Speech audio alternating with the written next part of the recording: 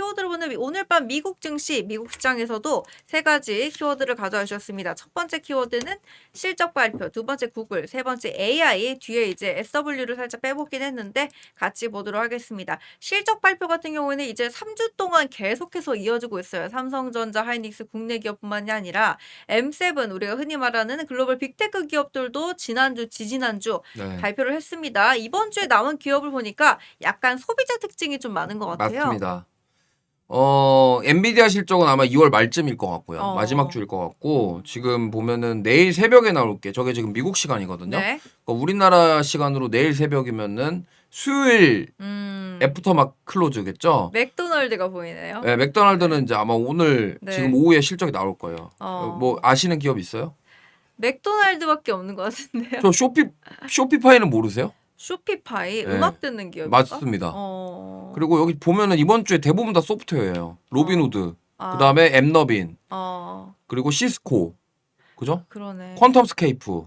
코카콜라는 이미 나왔구나. 네, 코카콜라는 지나갔고. 포드 지나갔고. 네, 왼쪽 거는 지나갔습니다 지금. 네네. 오른쪽 게 이제 또 코인베이스, 핀터레스트, 그다음에 아리스타. 뭐 그다음에 저기 이제 토요일 새벽에 모더나도 있고요. 네, 모더나가 나왔네. 네, 모더나는 이제 제약바이오 쪽이죠. 그리고 뭐 그다음에 또 크록스도 보이네요. 신발. 슬리퍼 만드는데. 네. 그다음에 저 밑에 작게 보이는 어플라이드 머터리얼즈가 또 반도체 기업이 하나 있고요. 요즘에 이제 어떻게 보면 소비주가 또 소비 유통 관련된 주들로 인한 순환매가 이루어지다 이런 말들이 나오는 걸로 봐서는 요즘 이런 기업들도 좀 눈여겨봐야 될 필요가 있는 건가요? 소프트웨어 기업들이 지금 주가가 많이 빠졌어요. 미국 소프트웨어 기업들이. 근데 만약에 저기서 호실적이 나오면은 갑자기 또 이제 주가 급등 나올 수 있고 저 유니티 같은 경우도 소프트웨어 기업이고. 네. 그러니까 그래서 AI에서 빠진 것들을 네, 지금 만약에 어디로 넣을 거냐 네. 고민하는 분들은. 근데 지금 만약에 AI 소프트웨어 관련 기업들이 너무 많이 빠졌다. 네. 지금 그런 얘기도 있어요. 그래갖고 JP 모건에서 좀 이거 지금 기회다라고 뭐 리포트 내용도 나오긴 했던데 네. 그래서 랩너빈 같은 경우는 만약에 실적 잘 나오면은 급등할 가능성이 매우 높아요. 그래서 참고하시면 좋겠고 그다음에 그 외에는 뭐 사실 저도 모르는 기업들이 많아가지고 미국 기업이 워낙 많아서 다 모릅니다 저도. 그래서 그렇기 때문에 이러한 우리가 딱 알고 있는 눈에 보이는 기업들이 딱 이런 게 있구나 정도로 그래서 이러한 미국 실적 그 달력 보실 때는 네. 그냥 이제 여기도 시가총액 높은 기업들 위주로 보시면 돼요. 왜냐하면 미국 기업은 상한가 하한가가 없기 때문에 올라갈 때 화끈하게 올라가고 빠질 때 화끈하게 빠집니다. 그죠? 그래서 보시면 좋겠고 코인베이스 같은 경우는 요즘에 코인장이 워낙 안 좋다 보니까 저 지금 이미 빠졌거든요 많이. 아이고야. 그래서 금요일날 새벽에 실적 발표하고 나서 또 어떻게 될지 지켜봐야 되고 또 우리가 또 알만한 기업이 저기 리비안 보이시죠? 리비안이요? 네, 리비안. 그다음에 뭐 여기 댓글에 카메코라고 우라늄 뭐 기업이라고 하는데 뭐 이런저런 기업들이 있으니까 네, 한번 참고하셔서 살펴보시고. 본인이 투자를 하셨거나 좀 알고 있는 기업들은 관심을 가지시면 좋겠죠. 네. 자, 이제 그럼에도 불구하고 우리가 가장 관심 있는 특히 요즘에 시장에서 가장 많은 관심을 드러내고 있는 게 바로 구글입니다. 구글. 네. 자, 다음 페이지. 자, 알파벳이 100년 만기 채권을 발행한다라고 하는데 이 자체가 어떻게 보면은 채권 시장이 구글의 향후 100년 가능성에 대해서 베팅한다라는 거잖아요. 그러니까 쉽게 말해서 구글에서 100년짜리 채권을 발행을 한 거죠. 네. 100년 동안의 그런 이자율을 이렇게 하면서 우리 채권 사줘.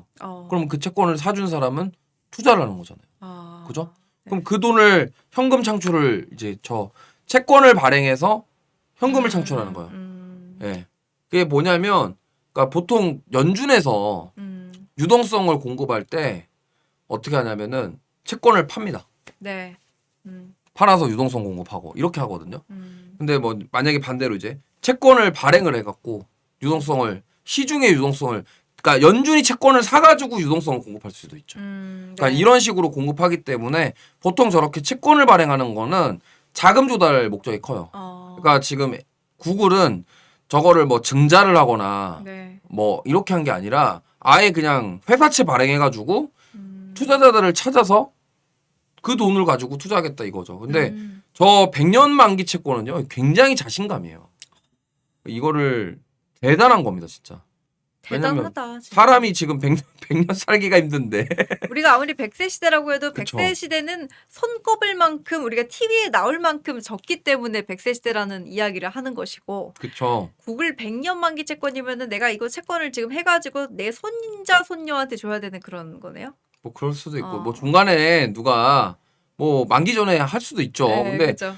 저 정도면요 자신감이에요. 아, 예, 채권은 대부분 안전자산으로 많이 불리우죠.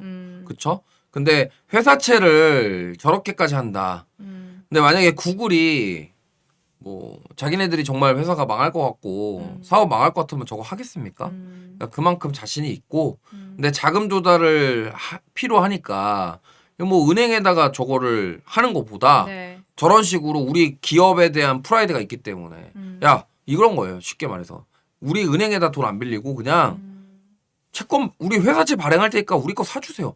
구글이라는 브랜드 가지고 지금 저렇게 하는 거예요. 그러니까 대단한 거죠. 그렇죠?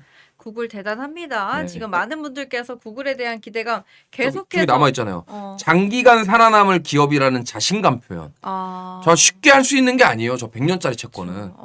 100년물 채권은 우리는 100년을 보고 있어. 그래갖고 그리고 지금 보통 네. 장기채가 네. 많은 게 30년이거든요. 그러니까 국고채 같은 경우도 나라에서 발행하는 채권도 보통 30년물이 최단기 채권인데 저 100년짜리 회사채는 대단합니다 정말. 대단한 겁니다. 네. 그래서 저는 구글은 살아남을 거다. 네 저도 그렇게 생각하고 있고 옥석 중에 옥이다. 네, 저 구글은 조정 나오면 사야 된다. 아, 네. 네. 지금 조정이 좀 나와서 기회일 수도 있을 것 같아요 구글이. 그래서 저는 긍정적으로 생각하고 있습니다. 자, 이제 AI 소프트웨어 이야기 나눠보겠습니다. 최근 AI 쇼크발 소프트웨어 기업에 찾아온 위기가 커지고 있는데요. AI 발전이 소프트웨어 대체로까지 이어질 수 있다는 전망 때문에 주요 소프트웨어 주에 대해 부정적으로 주가가 반응했습니다. 젠슨왕이 이거 말도 안 돼라고 이제 진화에 나서긴 했지만 네. 여전히 조금 그렇죠. 회의론은 있는 것 예. 같고요. 그래서 관련된 내용을 이제 JP모건이 다뤄줬다고 해요. 한번 소개 부탁드릴게요. 네, 일단 JP 모건이 지금 미국 AI 소프트웨어 기업들을 좀 약간 커버를 한 것 같아요. 그러니까 커버라는 것이 뭐 이게 막 좋아서 반등 나온다 이런 얘기가 아니라 네. 너무 과도하다. 그래서 증권사에서 리포트 될 때 이러한 뭐 우리나라 같은 경우도 어떤 기업들, 그러니까 증권사마다 자기 그 증권사에서 좋아하는 섹터들을 리포트를 내면서 커버를 많이 해줘요. 네. 그러니까 이 기업이 좋으니까 유망하니까 TP도 올리고 이러면서 의견을 제시를 하거든요. 네. JP모건도 그런 케이스라고 보시면 돼요. 그러니까 미국 소프트웨어 관련주들이 많이 급락했기 때문에 지금 보면은 최악의 시나리오 단기적으로 현실화 가능성 작다라고 지금 커버해 주는 거잖아요. 이 산업에 대해서. 네. 두 번째는 저 지금 기술주들 자금 흐름이 결국엔 소프트웨어로 간다라는 얘기가 저게 되게 어렵게 얘기했거든요. 지금 보면은 올해 투자자들이 하드웨어와 반도체 종목을 선호할 것으로 예상했지만 지난주 주가 급락으로 소프트웨어 주식에 자금 흐름이 들어올 가능성이 있다라고 내다봤다. 저게 뭐냐면 이건 강의 아까 했던 건데 시장 가치가 너무 빠지니까 네. 그러니까 저거는 너무 지금 단기간에 급락을 했기 때문에 저평가의 매력이 있다라는 얘기를 저렇게 한 거예요. 네. 그래서 그러면 하드웨어 쪽 그러니까 AI 칩, 뭐 TSMC, 반도체 장비 이런 기업들에 많이 들어갔던 자금들이 지금 소프트웨어 쪽으로 갈 가능성이 있다라는 얘기를 하는 거고. 그러면은 그 중에서 네. 이게 막 빠질 때 한꺼번에 빠지잖아요. 네. 근데 들어올 때는 또 좋은 옥석 가리기를 통해 좋은 것만 들어오잖아요, 보통. 네. 근데 빠진 게 이제 다 들어올까요? 아니면은 여기서도 조금 일부만 들어올까요? 조금씩 들어오겠죠. 한 번에 막 확. 그러니까 이런 거예요. 만약에 엠너빈이 내일 새벽에 실적 발표하잖아요. 네. 저기 이제 자금이 세게 들어가겠죠. 실적이 잘 나오면. 아, 시기상. 네. 아. 딱 보세요. 급락이 나왔잖아요. 네. 급락이 나왔고 이제 그러면은 급락이 나온 상태에서 딱 하필 공교롭게 실적 발표를 하죠. 근데 만약에 실적 발표를 했는데 실적이 잘 나왔어요. 네. 그러면 어떻게 되겠습니까? 그러면은 이 기업은 괜찮네 하면서 그렇죠. 이제 들어가는 거구나. 그렇죠. 그렇게 되는 거고 차트를 좀 보여드리면 네. 보세요. 이게 지금 엠너빈이거든요. 와, 너무 많이 빠졌다. 많이 빠졌죠. 네. 엠너빈이 여기 고점 대비 지금 굉장히 많이 빠졌어요. 그러니까 거의 40% 빠지. 50% 반토막 났다가 지금 반등 나온 거거든요. 그래서 제가 봤을 때는 이제 이런 거죠. 저가 매력이 있네. 그럼 이제 오늘 베팅하는 사람들이 또 있겠죠. 그러니까 실적이 잘 나오면 이제 확 올라가 버리는. 네. 그래서 오히려 지금 보니까 제가 봤을 때는 여기 지금 고점 대비 50% 빠진 자리에서 네. 좀 반발 매수세가 들어온 것 같아요. 그래서 JP모건이 얘기한 게 이게 가격적인 매력이 있으니까 이렇게 된 거다. 근데 기술적으로 보면은 사실 저점을 이탈을 했거든요. 네. 그렇죠. 원래 이렇게 저점 이탈하는 형태가 나오면은 사실은 좀 기피를 해야 됩니다. 이게 데드캣 바운스로 반등 주다가 이렇게 꺾이는 경우도 있어요. 그렇죠? 이거 조심해야 되는 자리긴 해요. 떨어지는 칼날 자리라서. 네. 근데 만약에 이게 오늘 내일 새벽에 실적 발표 나왔는데 여기 올라탄다. 이렇게 다시 올라갈 가능성이 높죠. 그래서 자. JP모건에서는 지금 그 얘기를 하는 겁니다. 자, 이 다음 페이지 한번 보여주시면 이어서 JP모건이 극단적 저점이다라고 평가를 했다라고 해요. 네. JP모건은 소프트웨어에 대한 투자자들의 순노출이 2018년 이후 처음으로 하위 1% 수준까지 하락했다라고 분석했다. 네. 반면 반도체 부분이 역사적으로 높은 수준으로 치솟았다라고 하는데 이게 어떻게 해석해야 될까요? 그러니까 저는 개인적으로 지금 저거예요. 너무 과도하다 매도가. 빠지긴 빠졌어도 네. 이렇게까지는 아니었다. 네. 그러니까 롱 포지션 대비 숏 포지션이 너무 많다 보니까 저게 그냥 완전히 그냥 패닉셀 나온 거다 이렇게 보고 있는 거거든요. 네. 그러면 결국에는 지금 JP모건은 이처럼 극단적인 포지션은 급락은 급등을 부른다라는 말도 있어요. 네. 네, 그렇기 때문에 AI 소프트웨어 기업들도 주가가 많이 올랐거든요. 네, 많이 올랐고 그래서 이 급락 자체가 너무 과도했고 사실 타당한 이유 없이 급락이 나왔다라고 JP모건은 평가를 하는 거예요. 네. 그런 상황에서 반발 매수가 강하게 나올 거다라고 생각하고 있고 저도 소프트웨어 기업들 긍정적으로 보는 이유가 결국에는 피지컬 AI 구현의 마지막 퍼즐은 소프트웨어입니다. 네, 그렇게 생각하고 있기 때문에 그래서 소프트웨어 기업들이 아마 조만간 조금 좋은 흐름 나오면서 만약에 엠너빈이라던가 이러한 좀 소프트웨어 대장주들이 좋은 실적이 나오면은 저는 가능성 좀 있어 보여요. 그리고 사실 항상 멘토님께서 말씀해 주셨던 게 피지컬 AI든 어떤 로봇의 기술이든 간에 네.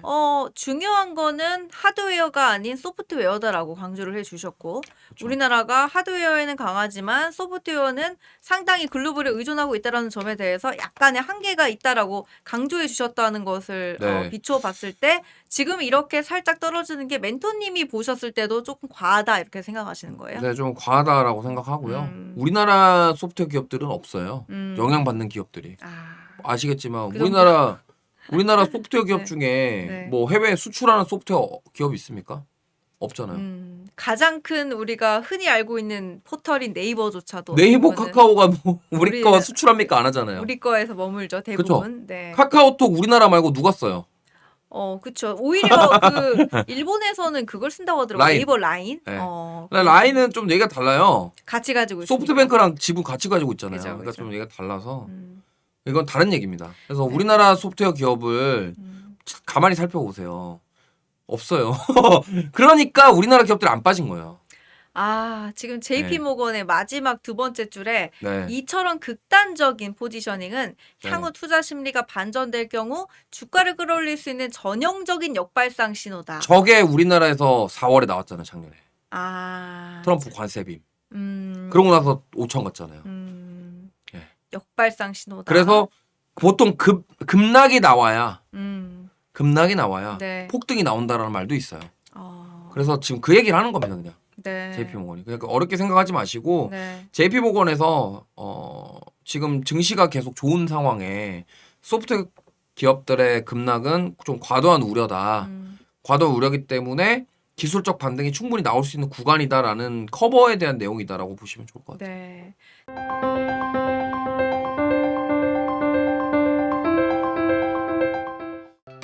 다른 영상도 즐기시려면 구독 버튼을 꼭 눌러주세요.